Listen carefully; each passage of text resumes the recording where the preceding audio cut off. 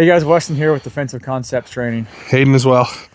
We came out here, we did a little bit of low light shooting, a little bit of filming out here, and I didn't really think we'd be making this video, but we learned a fair amount.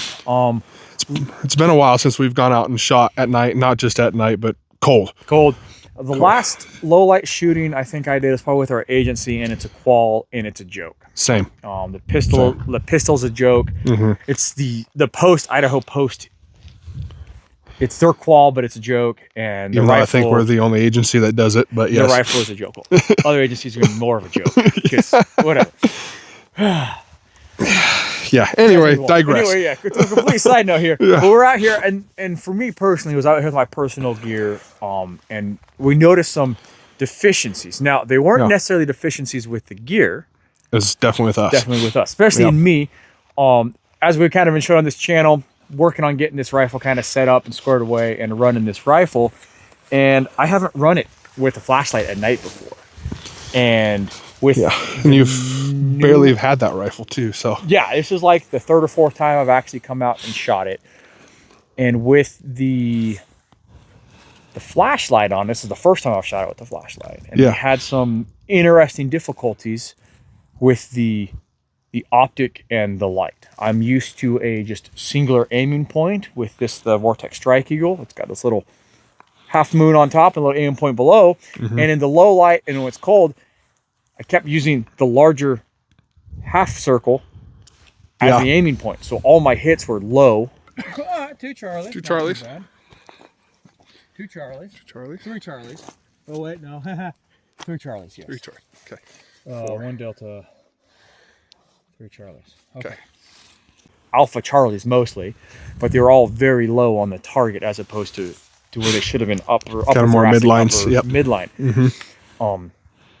Same sort of a thing with the flashlight. I found that if I didn't have this particular flash, it's the Streamlight, their HLX or whatever their rifle. Yeah, the rifle weapon light. Yeah, whatever that one is. If I didn't have that on bright at like 50-ish yards, where it was super dim. I couldn't find the aiming point just because the targets were brown, the light wasn't very bright, and the aiming point was washed out and was black. I did eventually did it with, I cranked the illumination up. That kind of resolved some of the issues. But it's just a good thing for me to sit there and practice and learn, hey, if I'm going to shoot this at night, I have to run the illumination a lot higher than I thought I was. Yeah, well, and I mean, to add on that, even standing behind you watching you shoot, you know, you would, where your center focus of that light was, that was all you could see. Any other casting or shadowing, you weren't illuminating the area. It was literally that specific spot, and even the specific spot was rather dim.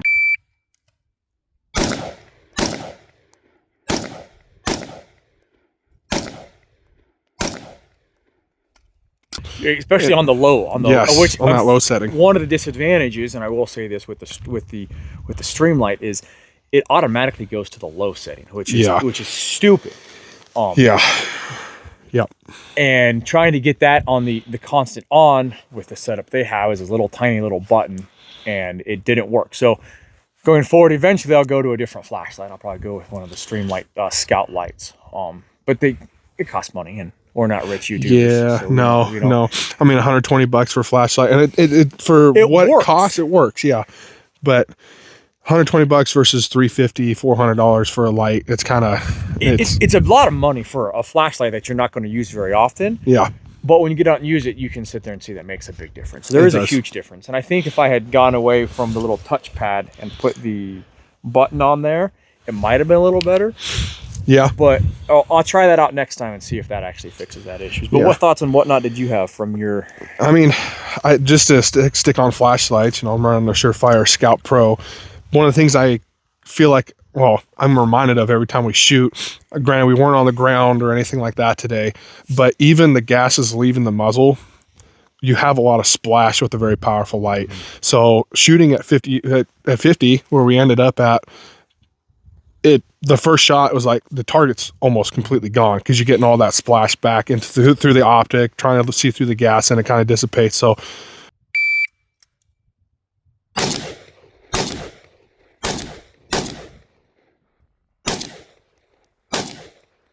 dealing with that wasn't a big deal when we're shooting up close, because I mean, nothing moves, right? You're right there. But equipment wise, I mean, I've got an ambidextrous mag release, and with cold hands today, I had to go back to the standard way of stripping, and that's just something don't really think of ever, you know, because when you're doing dry fire in the garage, it might be 45, 50 degrees in there, not 28, whatever it is right now. I think it was 29 when we pulled up. We pulled up well before dawn, so it got a little colder, probably like 25. Yeah, especially with the wind chill coming through. And you start doing stuff, your hands get cold. And then we also shot a little bit of pistols. We did. Pistols for me, they're my jam. So yeah, they are. For me, it wasn't that hard. Now, there was a challenge of actuating the flashlight, because it is slow.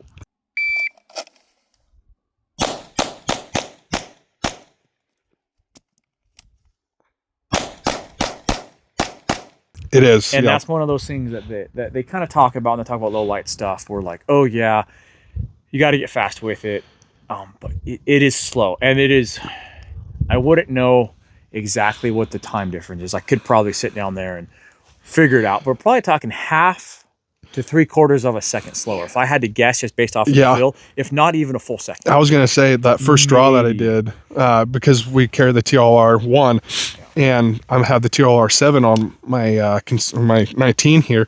So when I presented, I literally looked for the switch and didn't found it, and then went, oh yeah, dummy, it's my gun, and had to push it.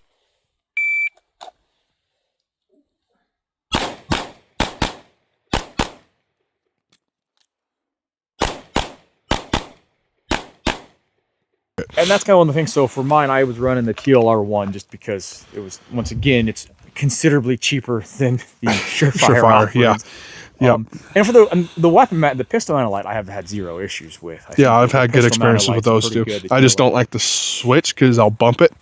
The switch is not my favorite, but it's what I've trained the most. It's what I've used for 6 years now, I want to say. Right. And so going back to TLR1, I was used to it. And so for me, that initial draw to flipping it on, while it was slower than a speed draw that I'm used to, it wasn't that much slower. Yeah.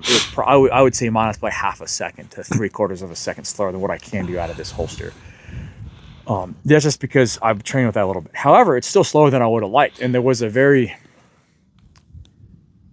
my mind, I noticed a distinct slowdown. Yeah. Getting the pistol up.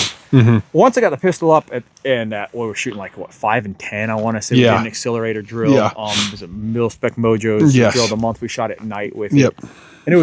And we were able to successfully do it. But at that distance with the flashlight, it's not, once you get the flashlight on, it's kind of like shooting in the daytime. It's fine. Yeah, you're up close. It's not that too big of a deal. You shot with a dot, I shot with irons, but still, I can see the irons clearly. I can see the target clearly. It's not a big issue once the light comes on. It was just figuring out how to it comes down to that. And that's something that we had talked about offline, and one of the reasons why I decided to throw up this video, make this video real quick, was most of the deficiencies I had were all caused by me just the lack of training, the lack of time in this rifle, lack of time doing night shooting. I dry fire frequently. I hardly ever touch the rifle. That's something I need to change. I need to get out there and practice with the rifle a lot more. Yep. And we saw today, we carry a pistol every day for work, but I'm pretty dang efficient with the rifle. I've got some inefficiencies with the pistol that I definitely need to spend more time on. He's definitely, especially with that particular rifle, because you said something like 6,000 rounds through it. Lots of time, lots of training with this rifle, that scope, that particular setup. So he has thousands of reps in with it. So he's very efficient with it. And that's kind of one of the advantages of having like one gun that you're really, really good at. Is you really learn the ins and outs of that. And then for me, the reticle of this optic is kind of throwing me off right now. It's very good reticle, and I do like it.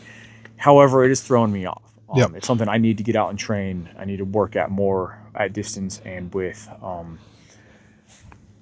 and at speed. And if I get that kind of figured out, I think I'll start to like it more. If not, I was reading a book, Beyond Fundamentals. There's a Brian Enos book. We were talking about him today. And something he said in there was, keep what works, modify what doesn't, and throw away the rest. And I was like, that's like super simple, but how often do we actually do that? A lot of guys will run stuff that they don't like. Instead of get it to work. And so it's one of those things that, hey, if I cannot get this to work for me or my needs, I'll throw another optic on there. Yeah. It's not a big deal. Yep. I don't think that'll be the case, but just be always be trying to improve. Most of the time it's the shooter. I'm not going to lie. It's me that's the shooter. But sometimes you'll just come across a piece of gear you can't get to work for. Yeah. Well, like this rifle, as many rounds I've had through it, I haven't ran really reload drills when it's cold, you know? And so coming out here and it's cold and getting to depress this magazine release, like right now, I'm sure I'm able to without any issue, but there's also not a lot of tension on it because it's an emptier mag. But today, actually pushing down so hard on it, I couldn't get it to where I had to do the traditional route and depress it that way when we're doing the reloads. And so that's going to be a change. And that's one of those things, right? You have to get out there, you have to train, you got to kind of figure out what's wrong. There will always be things to change and improve. However, the gun industry and the tactical world they're always trying to sell solutions gear wise. And unfortunately, that's not really the case. Yeah. 9 times out of 10, it's going to be the stock basic gear is going to be good enough. Yeah. And then after that, and after you kind of learn what you like and what works for you, you can modify it. Yep. And find out what doesn't work for you. Like that magazine release in the cold, you can modify it then. And it's been something I've been thinking about because a few times I have shot in the cold and had to do reloads. It's been an issue, but just kind of one that I was like, okay, whatever. It was just that one time where today it was kind of solidifying of, it was every time up close. It was every time up close, and it was like, okay, that needs to change. And it was noticeable. Yeah. Yeah. And with that, I think that kind of wraps up the thoughts of just today's kind of practice session, getting out there and shooting a little bit of no light. Yeah. And with that, putting the work. Yep. Just put in the work, fellas.